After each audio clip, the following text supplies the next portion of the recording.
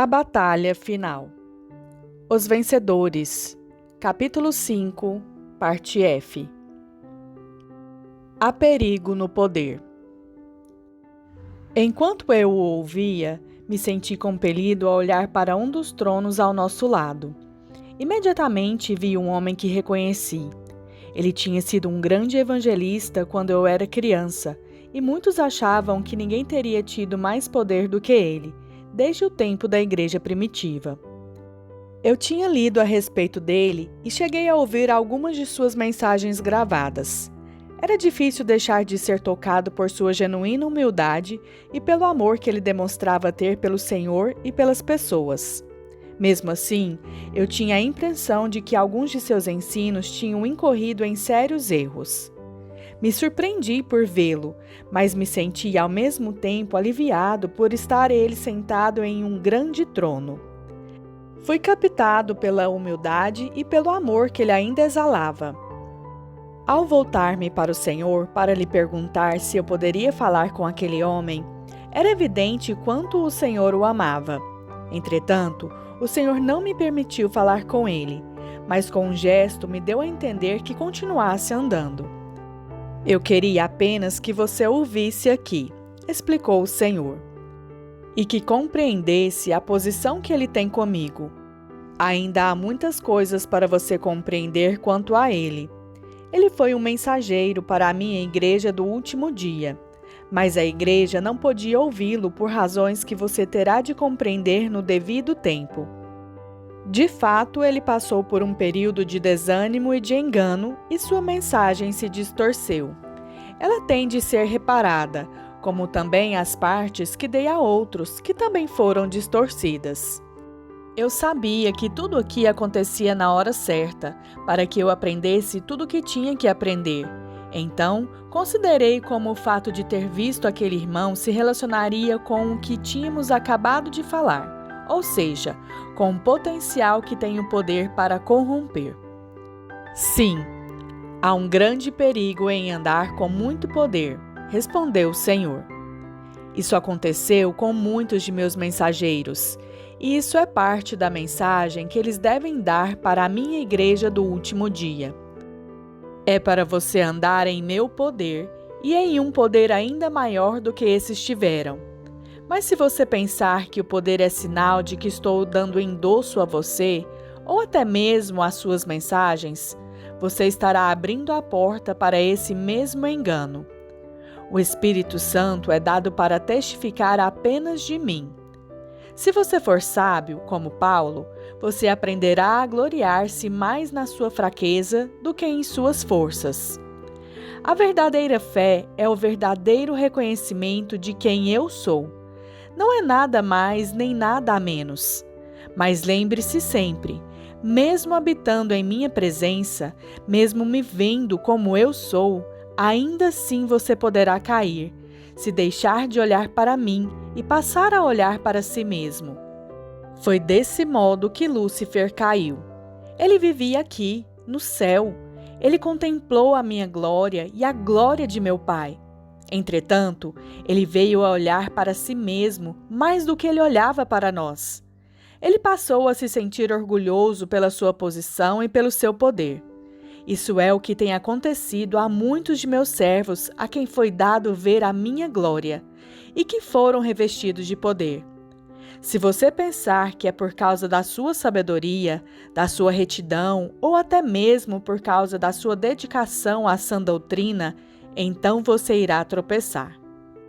Eu sabia que esta era a advertência mais séria que eu tinha recebido ou de que me falaram aqui. Eu queria voltar para lutar a batalha final, mas estava considerando questões muito importantes para poder lutar sem me deixar cair nas armadilhas que agora me pareciam estar por toda parte. Voltei o olhar para o Senhor. Ele era sabedoria. E então pensei como eu iria necessitar muito dele como sabedoria quando retornasse para a batalha. É importante que você perca a confiança em si mesmo. Eu não posso confiar-lhe os poderes da era futura se isso não acontecer. Quanto mais confiança em relação a si mesmo você perder, de mais poder eu lhe poderei revestir.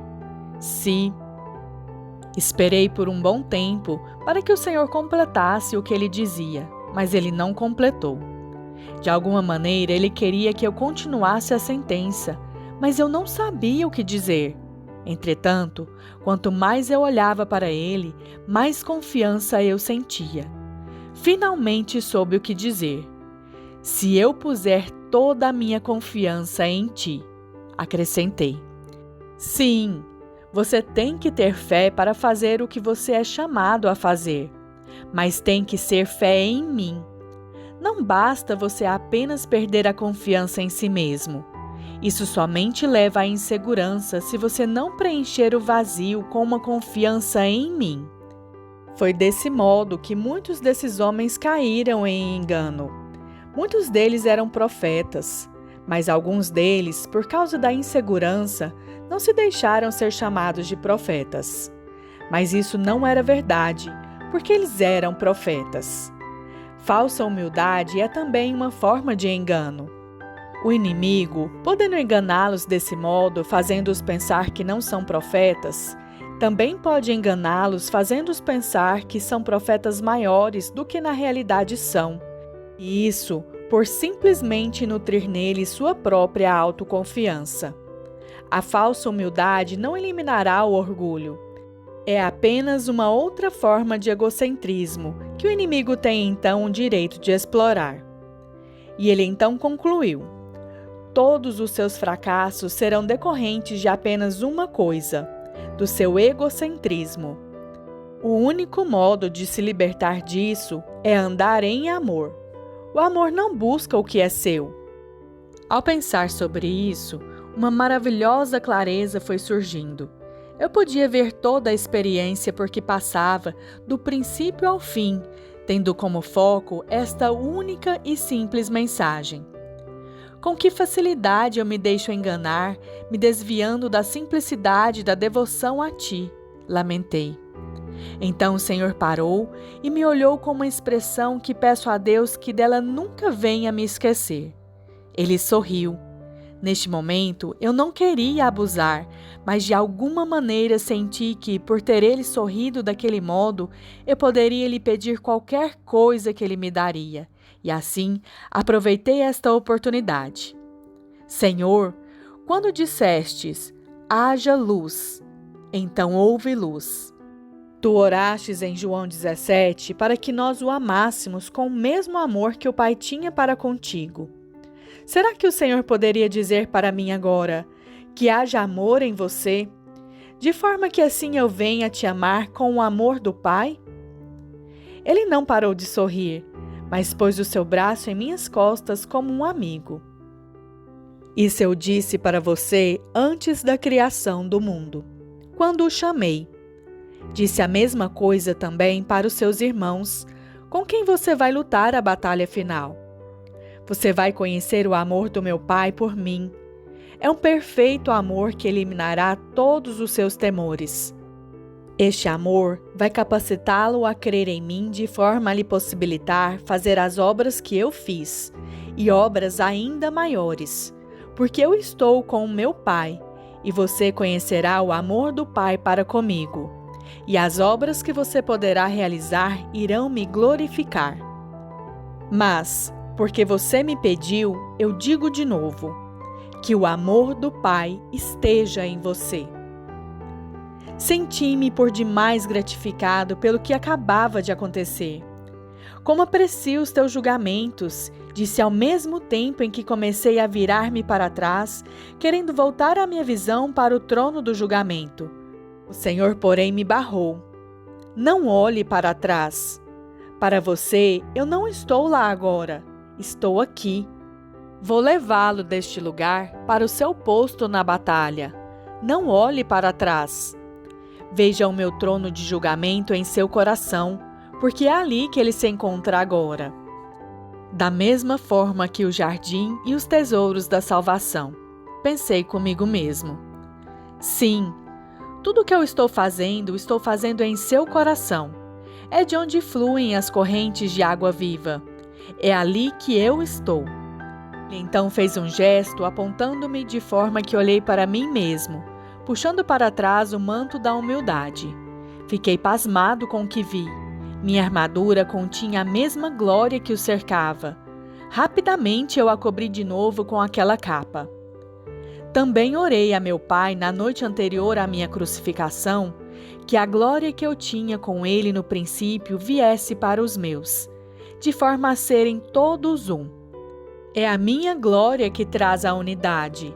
Quando você se unir com os outros que me amam, a minha glória será aumentada. Quanto mais a minha glória aumentar pela união entre todos os que me amam, mais o mundo verá que eu fui enviado pelo Pai.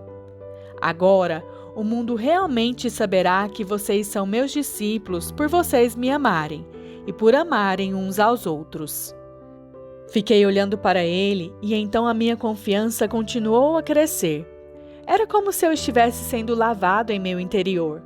Em pouco tempo me senti pronto para fazer qualquer coisa que ele me solicitasse.